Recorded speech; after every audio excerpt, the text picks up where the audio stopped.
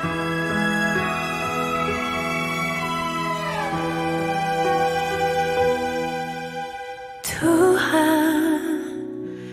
aku rela mengosongkan bejana jiwaku ini dari segala keinginanku dan semua hasrat pribadiku. Tuhan, penuhi aku dengan gairah surgawi dan suci, agar apapun tak ku ingini lagi, hanya Engkau hartaku abadi. Saat ku pulang menghadap Bapa, hanya Engkau yang ku miliki. Kerinduan hatiku, kehausan jiwaku, dapat ku memandang wajah-Mu. Saat ku pulang menghadap Bapa, hanya Engkau yang ku miliki. Kerinduan hatiku, kehausan jiwaku, dapat ku memandang wajah-Mu. Memandang wajah-Mu, bertemu muka denganmu. Memandang wajah-Mu, menatap keagungan-Mu.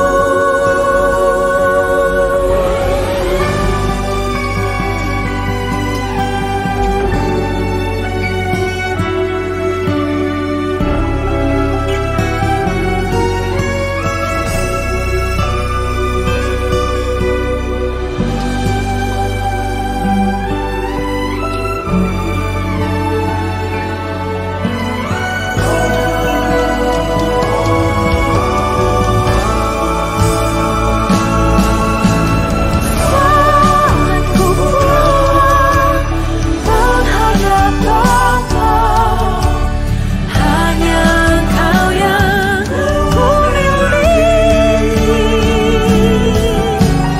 Kerinduan hatiku, kehausan jiwaku, dapat ku memandang wajah-Mu. Kerinduan hatiku, kehausan jiwaku, dapat ku memandang wajah-Mu.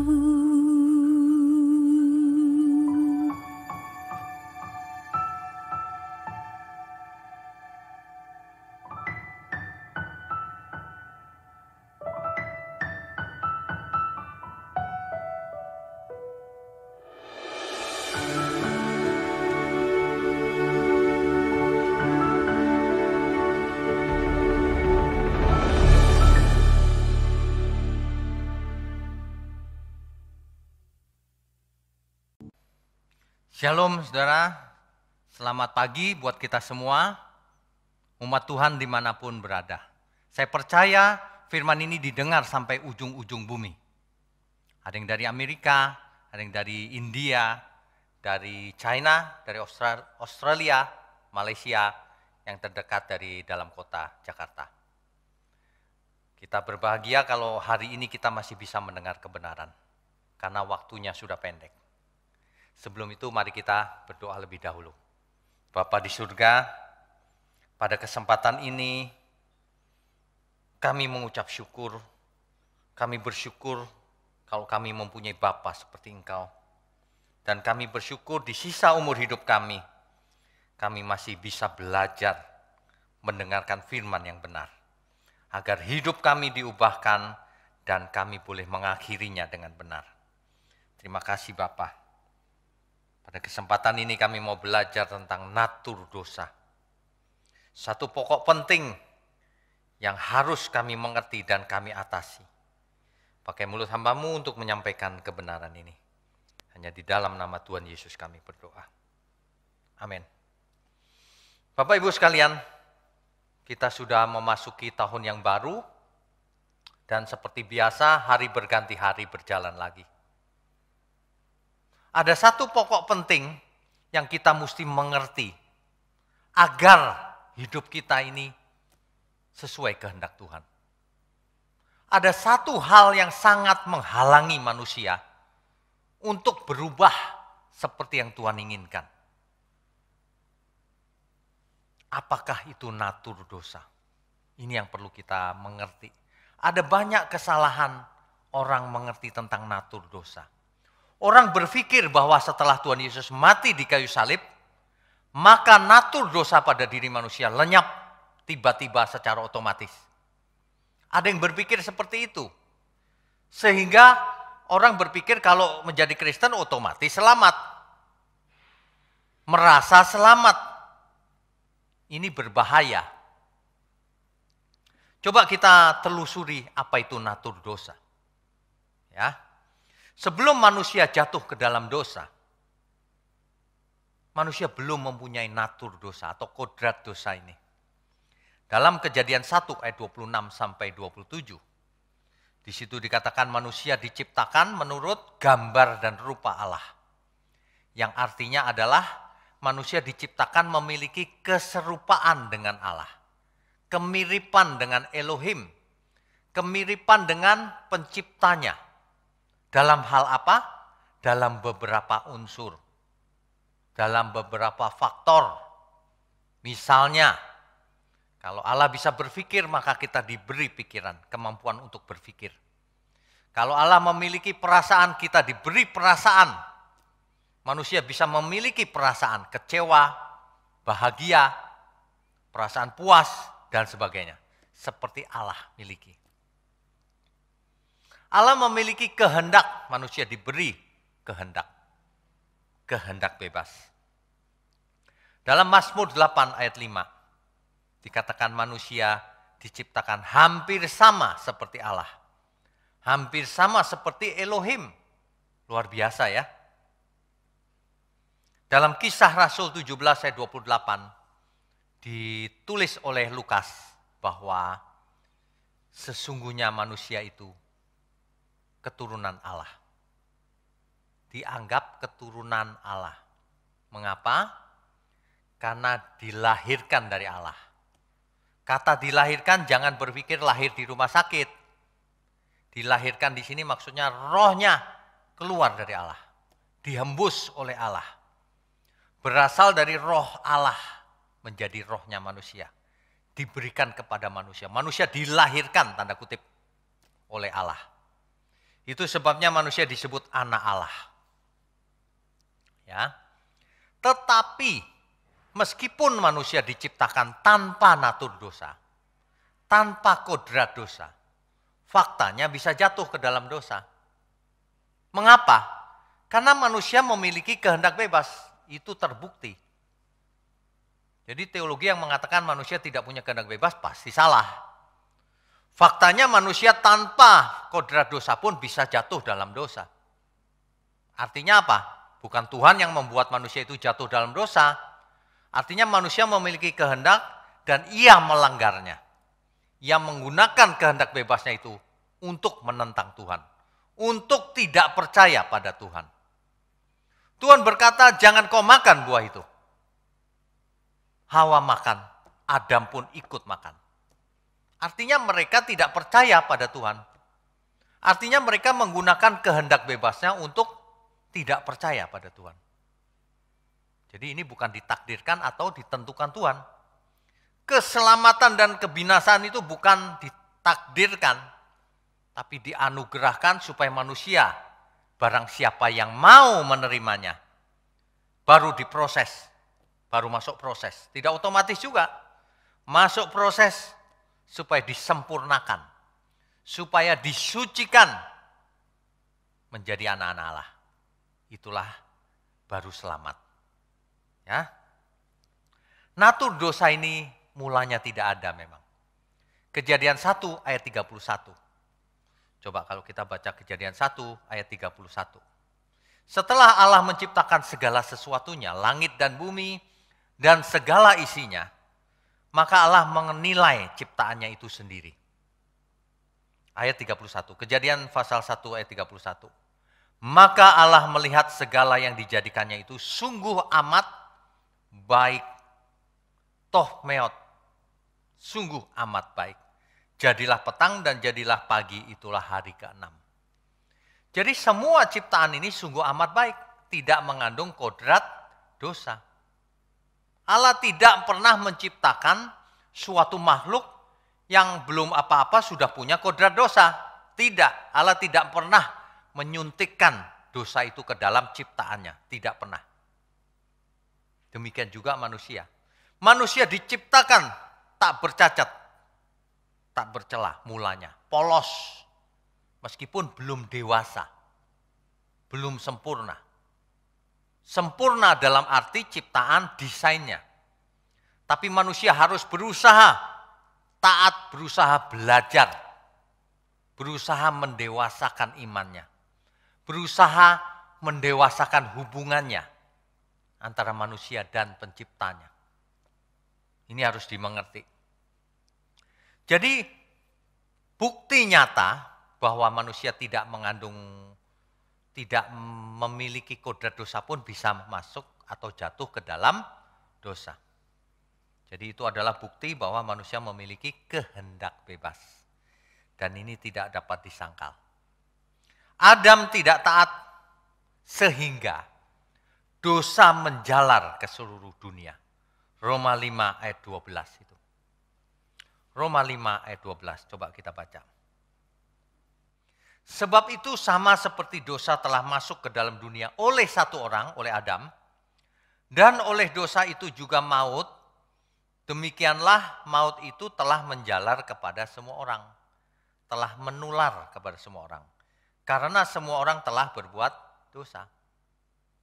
Ini seperti virus dosa ini. Kodrat dosa ini seperti virus menjalar, menular ke seluruh dunia. Sampai ke semua orang, bahkan menurun ke anak cucu. Ini lebih dari pandemi, saudara. Ini terjadi pandemi global, tidak hanya global, bahkan turun-temurun. Waduh, ini berat ini. Ya, ini sangat berat.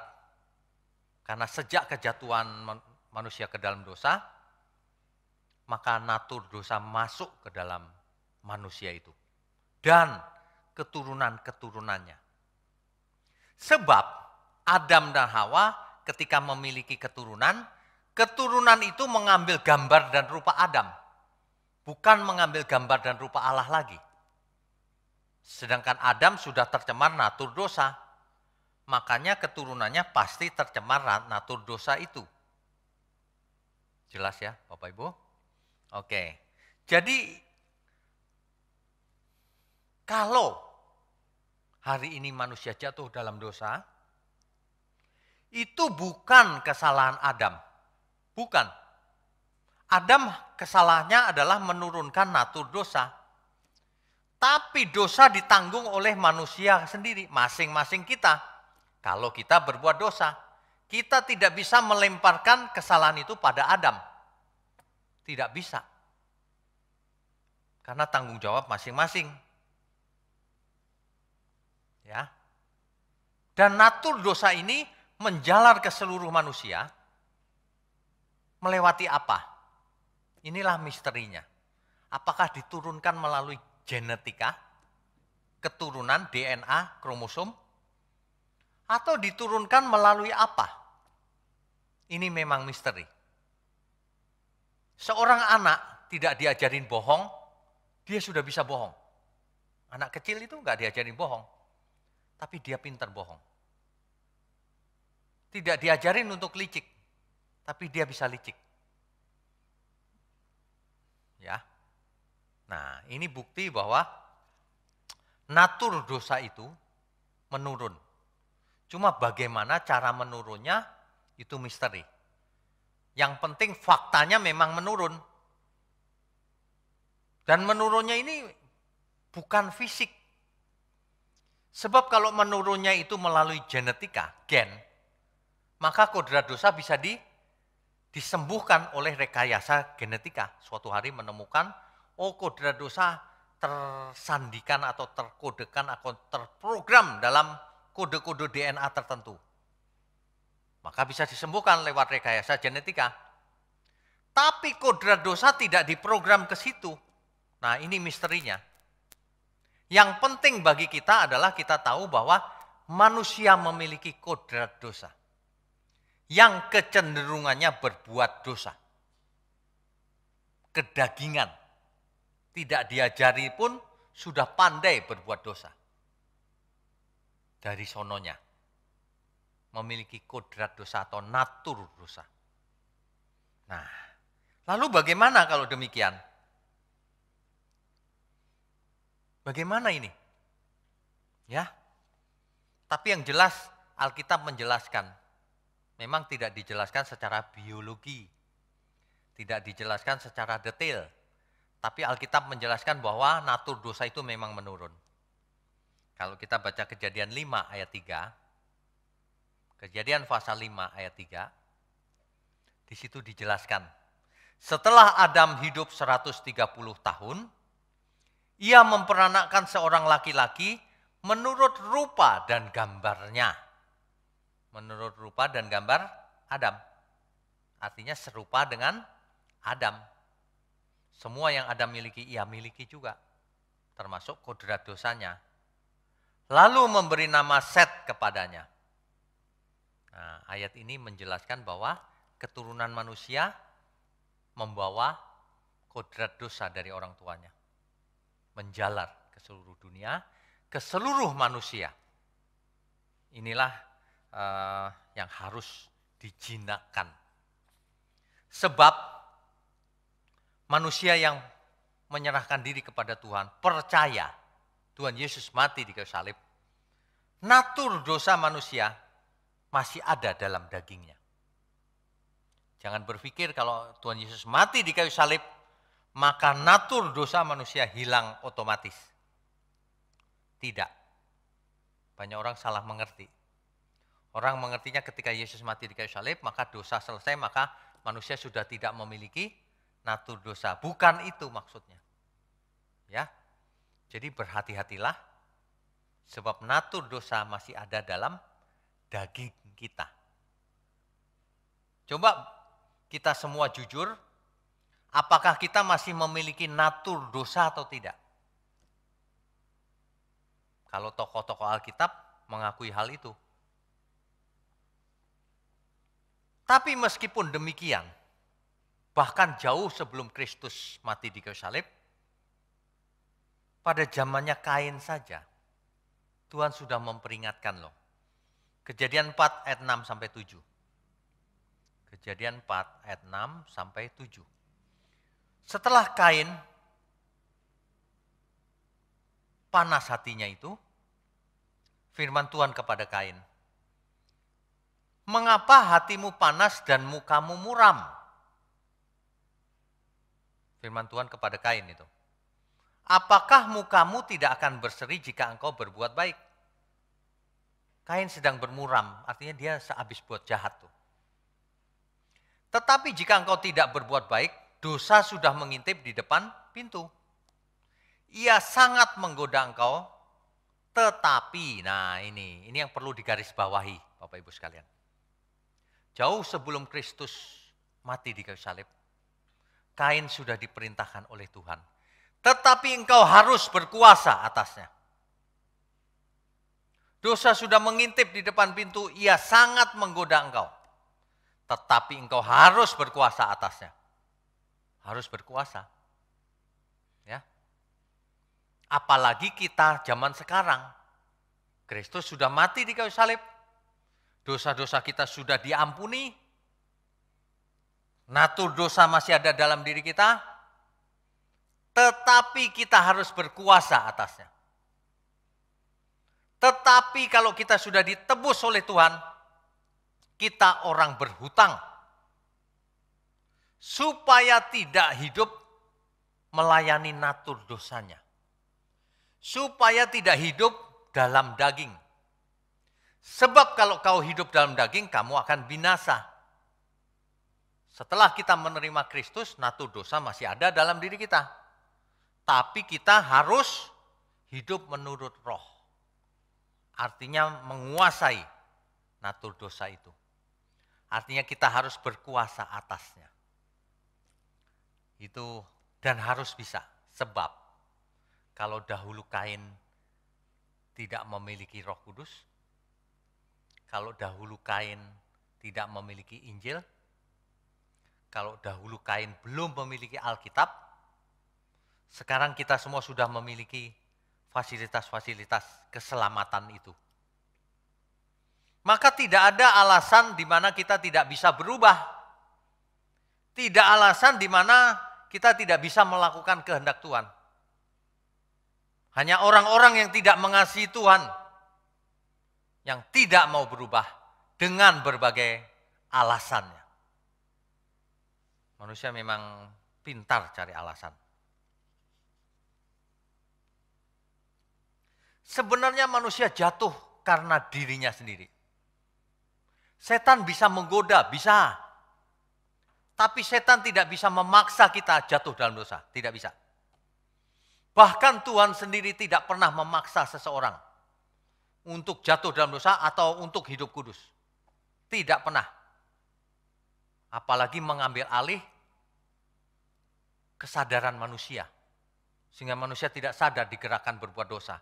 Atau manusia tidak sadar melakukan kekudusan. Tidak pernah terjadi yang seperti itu. Artinya semua tanggung jawab pribadi kita masing-masing. Perhatikan baik-baik ya Bapak Ibu ya.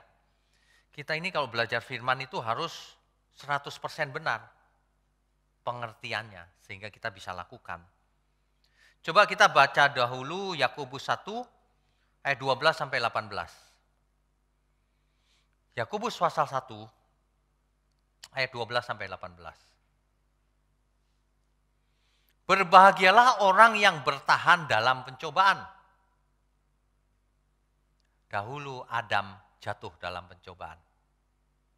Hawa juga. Tapi Tuhan Yesus menang dalam pencobaan. Nah, sekarang kita diberi firman, berbahagialah orang yang bertahan dalam pencobaan. Sebab apabila ia sudah tahan uji, ia akan menerima mahkota kehidupan yang dijanjikan Allah kepada barang siapa yang mengasihi Dia. Apabila seorang dicobai, janganlah ia berkata, percobaan ini datang dari Allah. Sebab Allah tidak dapat dicobai oleh yang jahat dan ia sendiri tidak mencobai siapapun. Jangan menyalahkan Allah. Bahkan kita tidak perlu menyalahkan iblis. Ada satu ilustrasi Bapak Ibu. Suatu hari ada seorang yang memiliki kambing. Ia ikat kambingnya di pintu pagar rumahnya. Lalu datanglah setan. Setan itu menggunting tali kekang kambing itu. Sehingga kambing itu lari dengan liarnya. Masuk ke dalam rumah orang. Diubrak-abrik rumah itu. Si pemilik rumah marah. Kambing itu ditembaknya. Mati kambingnya. Si pemilik kambing marah. Karena ia dirugikan. Ia membawa tembak lagi, pistol lagi, ditembaknya si yang punya rumah itu. Istri yang punya rumah itu marah lagi, ditembaknya lagi istri si pemilik kambing. Demikian terus, balas membalas. Siapa yang salah? Oh, setan Pak yang salah, setan menggunting tali itu. Setan cuma berkata begini, aku kan cuma gunting tali itu.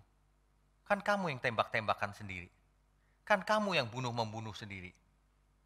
Kan kamu yang inginnya memang membunuh. Memang ada natur dosa yang kau layani dalam hidupmu. Setan memang sering mencobai, tapi kesalahan ada di pihak manusia. Mengapa kau mau dicobai? Tuhan berkata, tetapi kamu harus berkuasa atasnya. Tidak ada alasan, jangan cari kambing hitam. Memang setan adalah musuh kita. Tidak usah menyalah-nyalakan, memang musuh dia. Kalau kita salah, yang salah kita. Oleh sebab itu jangan pernah buat salah. Ayat 14, tetapi tiap-tiap orang dicobai oleh keinginannya sendiri. Manusia itu dicobai oleh keinginannya sendiri, natur dosanya sendiri. Panas, marah, nafsunya sendiri. Karena ia diseret dan dipikat olehnya. Dan apabila keinginan itu telah dibuahi, ketika manusia itu melayani hatinya, keinginannya, nafsunya, natur dosanya, ia melahirkan dosa. Dan apabila dosa itu sudah matang, ia melahirkan maut. Akhirnya maut. Saudara-saudara yang kukasihi, janganlah sesat.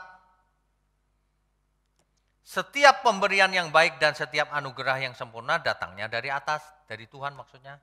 Diturunkan dari Bapa segala terang, padanya tidak ada perubahan atau bayangan karena pertukaran. Ya. Atas kehendaknya sendiri ia telah menjadikan kita oleh firman kebenaran. Supaya kita pada tingkat yang tertentu menjadi anak sulung di antara semua ciptaannya. Supaya kita menjadi yang sulung, semua kita. Supaya kita menjadi seperti yang sulung Tuhan kita. Itu maksudnya.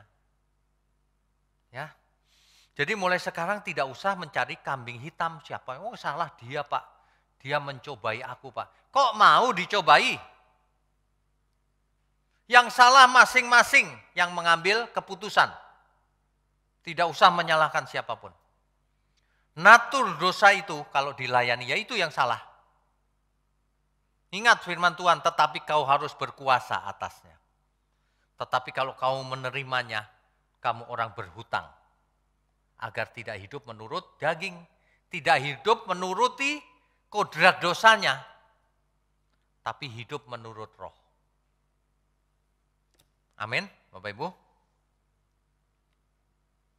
Ya, Roma 7 ayat 21 sampai 25. Roma pasal 7 ayat 21 sampai 25. Rasul Paulus mengerti dan merasakan dan menghayati hal ini tentang natur dosa yang masih ada, tertinggal dalam dagingnya. Dan inilah yang menyusahkan atau menyulitkan. Mari kita baca. Roma pasal 7 ayat 21 sampai 25. Demikianlah aku dapati hukum ini. Jika aku menghendaki berbuat apa yang baik, yang jahat itu ada padaku. Aku maunya benar nih. Tapi kenapa ya aku selalu salah? Ada natur dosa. Ayat 22. Sebab di dalam batinku aku suka akan hukum Allah. Di dalam batin, pikiran, sukanya hukum Allah, kebenaran. Tetapi di dalam anggota-anggota tubuhku, aku melihat hukum lain yang berjuang melawan hukum akal budiku. Dan membuat aku menjadi tawanan hukum dosa yang ada di dalam anggota-anggota tubuhku. Paulus berkata di anggota tubuhnya ini menarik-narik untuk hukum dosa. Untuk menarik-narik seolah-olah ingin berbuat dosa. Ya. 24. Aku manusia celaka. Siapakah yang akan melepaskan aku dari tubuh maut ini? Rasul Paulus mengerti, tubuh kita ini yang fana ini bisa mendatangkan maut. Kalau kita hidup menuruti daging kita. Ya. Jadi bagi saudara yang jadi Kristen belum tentu selamat. Kristen kedagingan itu bukan Kristen artinya, hanya agamanya yang Kristen. Maksudnya jelas ya. Oke, ayat 25.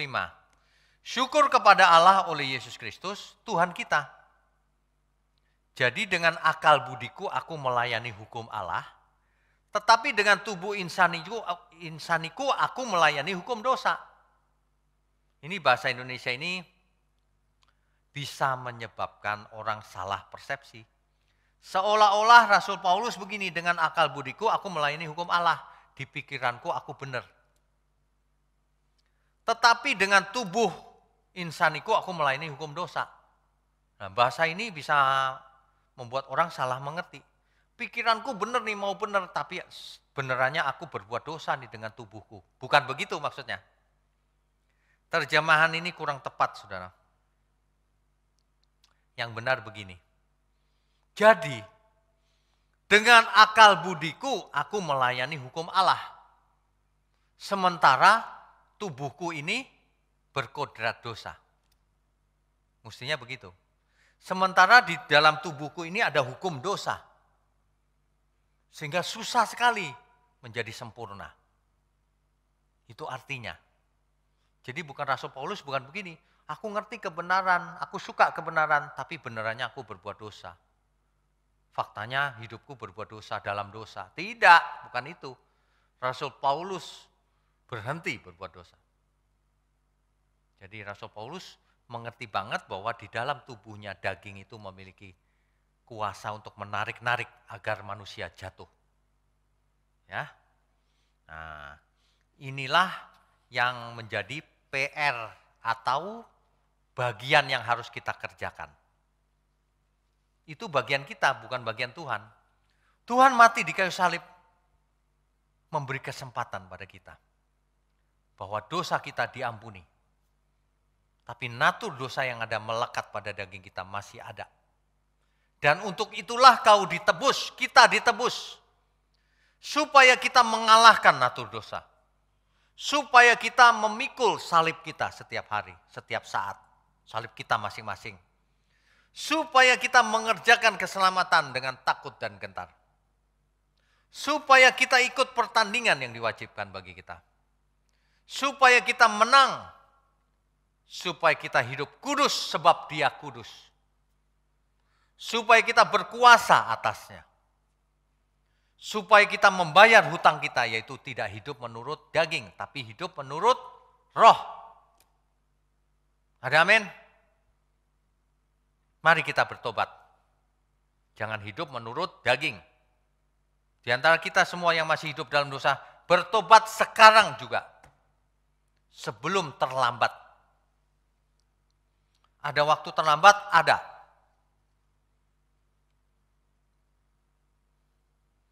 Sebab seperti Esau yang sudah kehilangan kesempatan.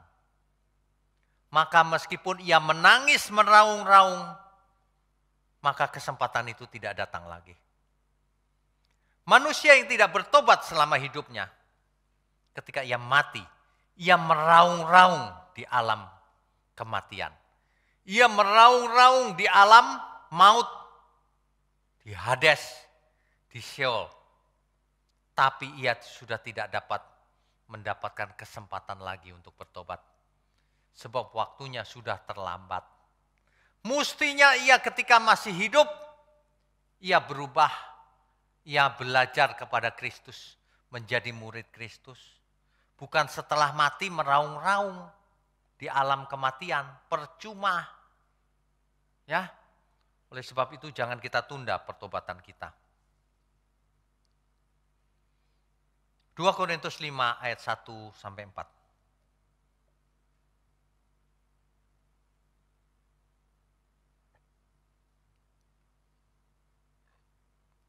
2 Korintus 5 ayat 1 sampai 4.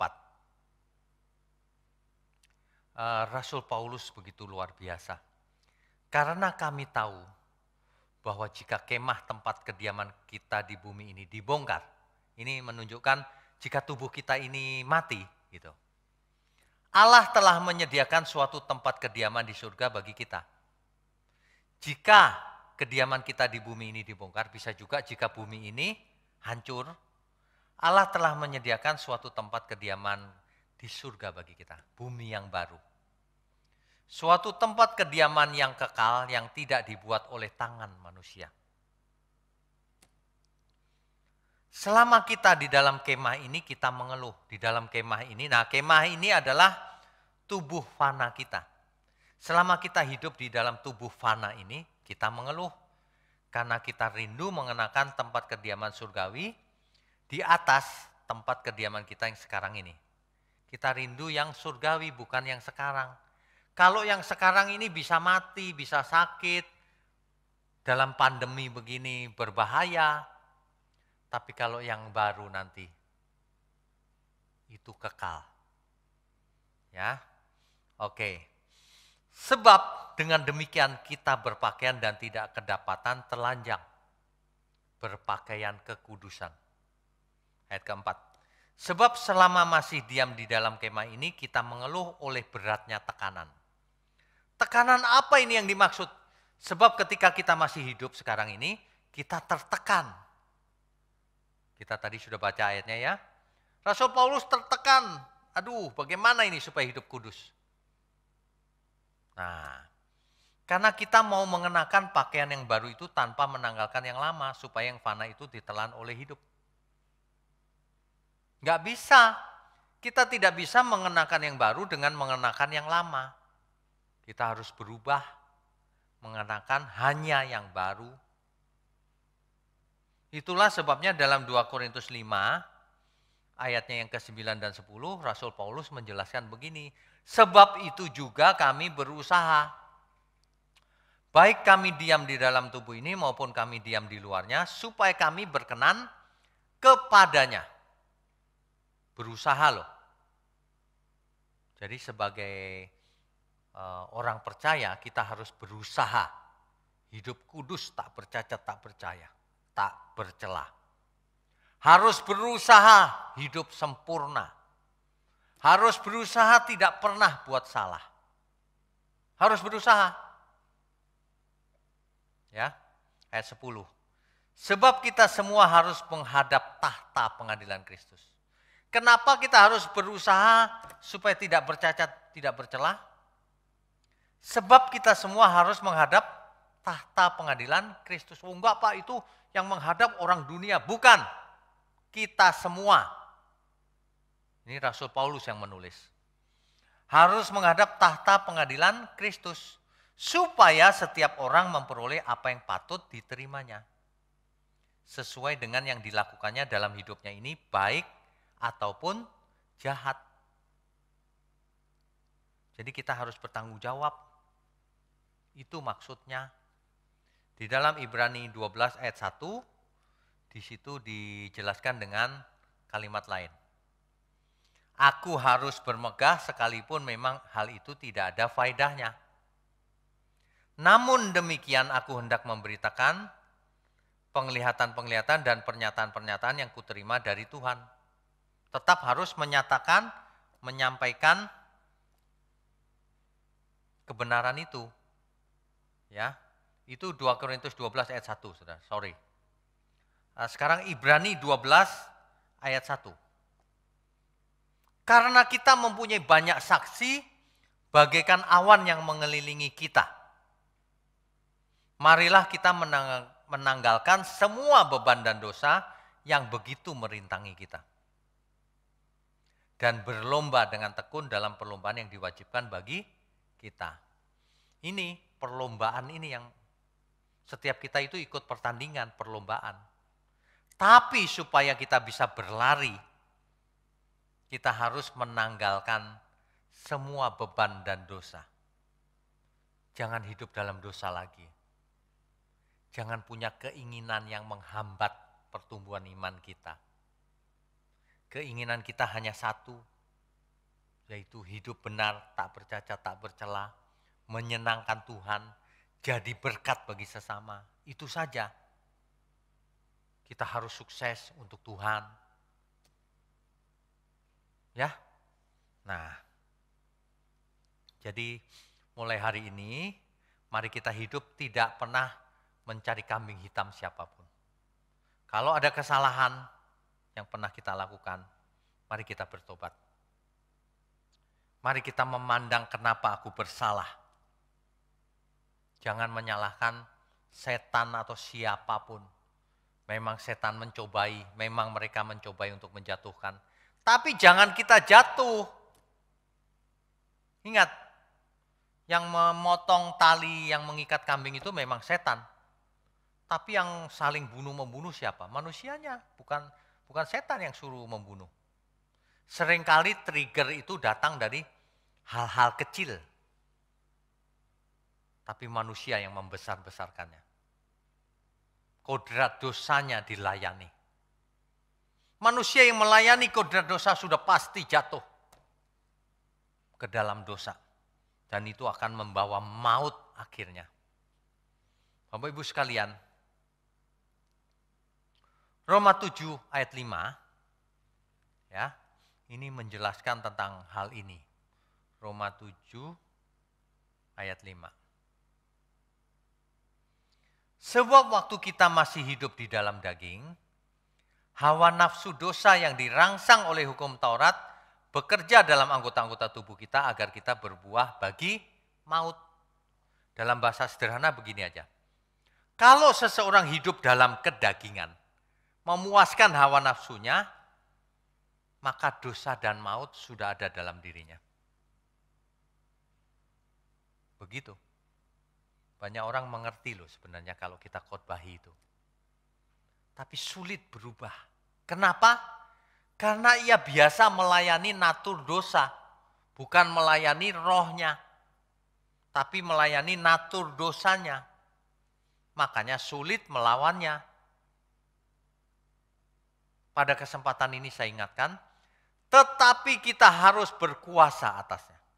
Tidak ada alasan apapun. Dan kita semua harus ingat, Roh Kudus menyertai kita. Yang memberi kita penghiburan dan kekuatan. Supaya kita menang. Amin ya. Jadi sebenarnya penyakit natur dosa ini bukan diturunkan secara fisik.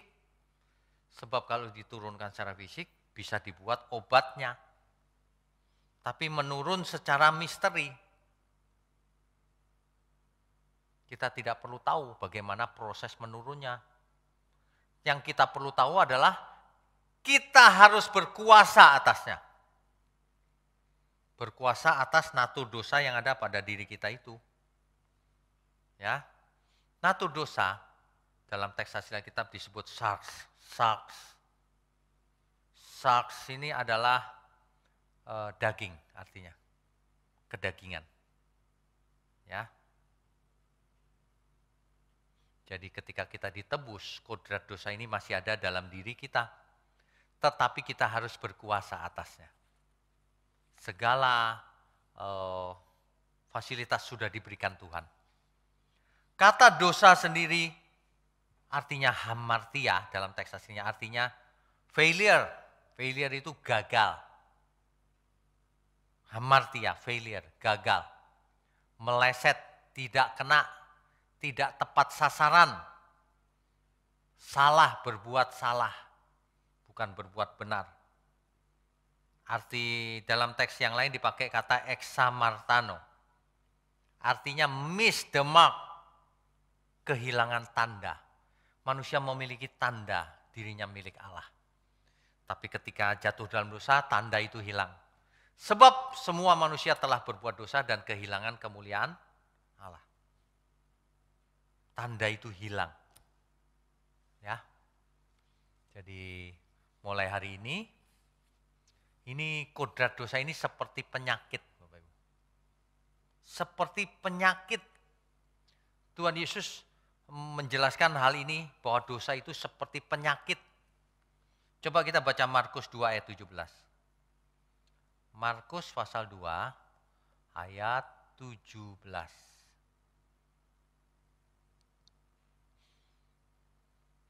Ini kata Tuhan Yesus. Yesus mendengarnya dan berkata kepada mereka, bukan orang sehat yang memerlukan tabib, tetapi orang sakit. Aku datang bukan untuk memanggil orang benar, melainkan orang berdosa. Jadi dosa ini memang diibaratkan sebagai orang sakit. Orang berdosa itu orang sakit. Bukan orang sehat yang memerlukan tabib, tetapi orang sakit. Bukan orang benar yang dipanggil, tapi orang berdosa. Jadi dosa diibaratkan penyakit oleh Tuhan Yesus. Selain itu dosa adalah kebodohan. Kalau orang sampai berbuat dosa itu sebenarnya berbuat kebodohan. Kenapa mau jatuh dalam dosa? Kan tidak ada untungnya. Enaknya cuma sebentar, tapi kerugiannya fatal. Ya. Rasul Paulus sangat menghayati akan kodrat dosa ini. Jadi Bapak Ibu sekalian, ringkasnya begini. Kodrat dosa itu masuk ke dalam dunia ini, ke seluruh manusia dan seluruh keturunannya sepanjang zaman melalui Adam. Bagaimana natur dosa ini diturunkan? Tidak jelas, misteri. Apakah melalui gen? Tidak diketemukan. Apakah melalui ajaran orang tua ke anaknya? Bisa saja. Tapi hal itu tidak menjelaskan bahwa mengapa seorang anak bisa bohong tanpa belajar bohong. Ya, dan contoh-contoh lain banyak. Nah, natur dosa ini tetap ada ketika seseorang menerima Kristus, orang percaya. Kristus mati di kayu salib, mengampuni dosa, tapi tidak menghilangkan natur dosa ini, kedagingannya. Manusialah yang harus berusaha membuktikan cintanya pada Tuhan dengan mengatasi natur dosanya. Itulah yang akan dipertanggungjawabkan nanti ketika Tuhan Yesus datang kembali. Jadi orang percaya adalah orang yang berhutang. Hidup menurut roh, bukan hidup melayani natur dosanya. Bukan hidup menurut daging. Inilah pertandingan yang diwajibkan. Inilah anugerah yang Tuhan fasilitaskan, kesempatan, waktu yang kita punya dalam waktu yang singkat ini, dan satu-satunya kesempatan untuk membuktikan bahwa kita mau ikut Tuhan. Bahwa kita memiliki iman yang benar. Bahwa kita meresponi anugerah keselamatan itu dengan benar. Bapak Ibu sekalian, di suasana pandemi seperti ini, ada positifnya, di mana banyak orang menjadi rajin dengar firman lewat online. Kalau pada kesempatan ini kita belajar tentang natur dosa, itu tidak kebetulan. Bapak Ibu yang mendengar, Bapak Ibu diberkati oleh firman ini. Oleh sebab itu, mari kita berubah. Mari kita matikan natur dosa kita. Mari kita hidup menurut roh, bukan hidup menurut daging. Mari kita buktikan iman kita, cinta kita pada Tuhan dengan mengatasi natur dosa kita. Jangan natur dosa dilayani. Jangan hidup kedagingan. Mari kita hidup dalam kekudusan. Mari kita hidup melakukan pekerjaan Tuhan. Mari kita hidup di pihak Tuhan. Mari kita hidup menjadi berkat bagi sesama. Amin. Natur dosa. Itulah yang menjatuhkan banyak orang. Orang percaya harus berkuasa atasnya. Amin. Kiranya kebenaran ini bisa memberi pencerahan pada kita semua, siapapun kita, bahkan sampai ke ujung bumi. Ada amin? Yang berbahagia adalah anak-anak Bapa di surga yang mengerti firman ini. dan yang melakukannya. Amin. Tuhan Yesus memberkati. Mari kita berdoa. Bapa di surga, terima kasih untuk firman-Mu. Biarlah seluruh firman ini boleh kami mengerti bahwa kami harus berkuasa atas natur dosa yang masih ada dalam daging kami, Tuhan. Ampuni segala kesalahan kami selama ini, ketidakmengertian kami. Bapa di surga, secara khusus hamba ingin berdoa untuk kami semua seluruh dunia, agar pandemi ini segera berakhir, sehingga banyak orang kembali memiliki kesempatan untuk bertemu satu sama lain, untuk memberkati satu sama lain juga secara offline dan juga secara online. Bapa, berkati gerejamu di tempat ini, juga pelayan-pelayan Tuhan, dan semua jemaatmu dimanapun berada. Terima kasih Bapa. Hanya di dalam nama Tuhan Yesus Kristus, kami sudah menerima segala berkat. Haleluya. Mari Bapak Ibu semua yang percaya katakan amin. Amin. Yang percaya berikan tepuk tangan yang terbaik buat Allah kita. Haleluya. Kami bersuka cita di dalam Tuhan.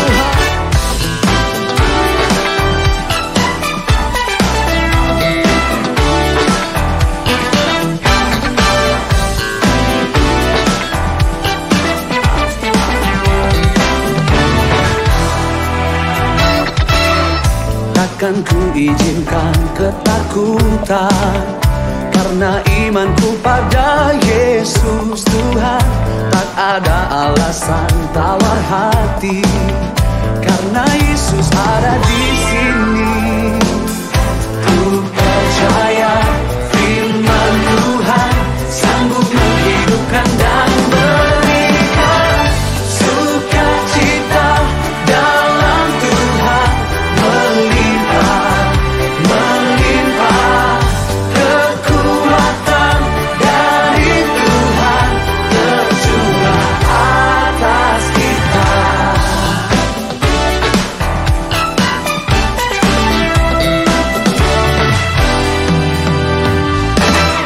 Takkan ku izinkan ketakutan, karena imanku pada Yesus Tuhan. Tak ada alasan tawar hati, karena Yesus ada di sini. Ku percaya firman Tuhan sanggup menghidupkan dan berikan sukacita dalam Tuhan. Melimpah kekuatan dari Tuhan tercurah atas kita.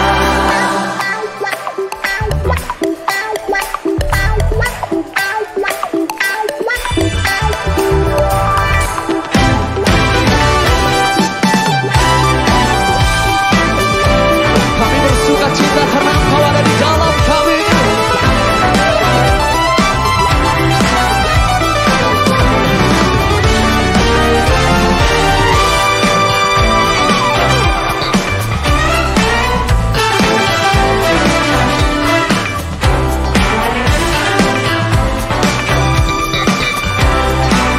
Boleh malam hari ini angkat kedua tanganmu.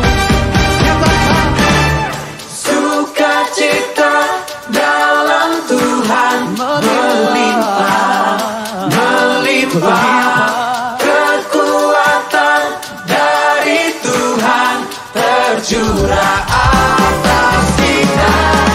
Sukacita dalam Tuhan melimpah kekuatan dari Tuhan tercurah atas kita.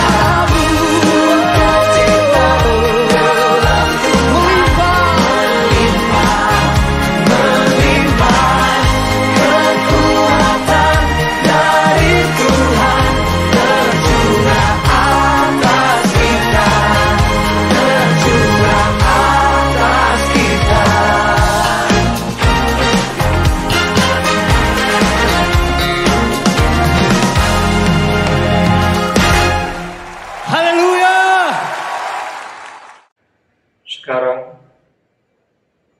bersama kasih karunia dan damai sejahtera Tuhan Yesus Kristus dan kasih Allah Bapa kita serta persekutuan Roh Kudus menyertai setiap kita sekarang, seterusnya, dan selamanya.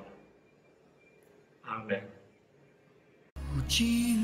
Saudara telah mengikuti ibadah online GBI Alpha Omega. Saudara yang diberkati melalui tayangan ibadah online diberi kesempatan untuk memberi persembahan. Bagi jemaat yang rindu menabur pekerjaan Tuhan di GBI Alpha Omega, dapat memberikan persembahan dan persepuluhan secara online melalui rekening BCA 0143237777 atas nama PT Graha Alpha Omega. Sertakan keterangan untuk persembahan atau perpuluhan. Mari memberi dengan penuh sukacita dan ucapan syukur.